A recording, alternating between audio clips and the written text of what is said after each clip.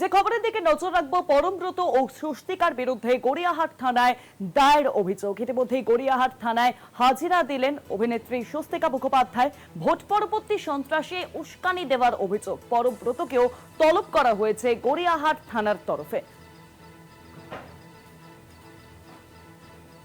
স্বস্তিকা মুখোপাধ্যায় আজই হাজিরা দেন এবং এই ঘটনায় দুজনকেই তলব করা হয়েছে গড়িয়াহাট থানার তরফে। জানাবেন এই বিষয়ে বিস্তারিত ফোন লাইনের সঙ্গে রয়েছেন প্রতিনিধি রিয়া বাছে। রিয়া, দেখো, তোমায় জানিয়ে রাখবো যে অভিনেতা পরমব্রত এবং অভিনেত্রী স্বস্তিকা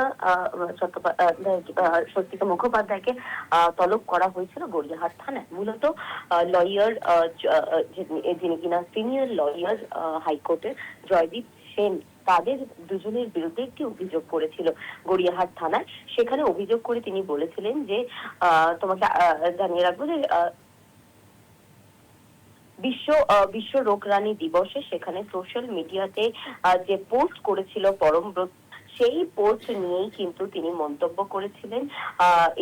তিনি পোস্ট করেছিলেন এবং যেই পোস্ট অত্যন্ত কুরুচিকর বলে মনে করেছিলেন সেই জয়দীপ সেন, যিনি কমপ্লেনেন্ট। এবং এই বিশ্ব রোগরানী দিবসে পরমব্রতর এই পোস্টকে সমর্থন করেছিলেন স্বস্তিকা, এবং সেখানে একটা স্মাইল সাইন দিয়ে তিনি এই পোস্ট করেছিলেন এবং সেই পোস্টের ভিত্তিতেই কিন্তু অভিযোগ হয় এবং অভিযোগের ভিত্তিতে তলব করা হয় স্বস্তিকা এবং পরমব্রত দুজনকেই। ইতিমধ্যেই স্বস্তিকা তিনি হাজিরা দিয়েছেন এবং পরমব্রত তাকে আজ বা কালের মধ্যে হাজিরা দেওয়ার নির্দেশ দেওয়া হয়েছে বলে এমনটাই গড়িয়াহাট থানা সূত্রে জানা যাচ্ছে। অনেক রিয়া, তুমি আমাদের সঙ্গে থাকো।